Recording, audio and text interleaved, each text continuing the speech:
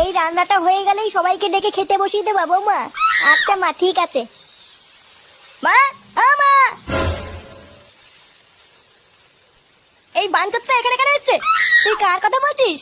এই যে মাসিমা, আমার কথা বলছি গো। আপনার ছেলেটা না খুব দুষ্টু, একটু ইয়ার কিউ বোঝে না বাবা গো বাবা। হ্যাঁ গো, তুমি আমার ভাইকে গালাগালি দিলে। বাড়াটা গালাগালি দেবো না তো কি দেবো? ও বলছো তার বাল বাড়া আমাকে ঘরে একা পেয়ে আমার প্যান্টের ভিতরে হাত ঢুকে দিয়েছে। মা গো মা, জামাই বাবু তুমি অত রেগে যাচ্ছ কেন? আমি তো তোমার শুধু একটু সাইজটা দেখছিলাম গো। তাই কি ছিল হোম তার বাল? বাড়ি গিয়ে বাবার সাইজ দেখবি যা। কি সব উল্টো পাল্টা কথা বলছিস তুই? যা বলেছি ঠিকই বলেছি। লেওরা আজকে প্যান্টের ভিতরে হাত ঢুকে দিচ্ছে, কালকে তো বলবে হালকা করে পুঙাও মেরে দাও। এই কি হয়েছে রে? এত চেঁচামেচি কিসের? দেখুন না মেশামশাই, মা গো মা, আপনার ছেলে একটু ইয়ার কেউ বোঝে না। ওটাই আর কি ছিল বাঞ্চদ? দেখেছেন তো কিভাবে বলছে।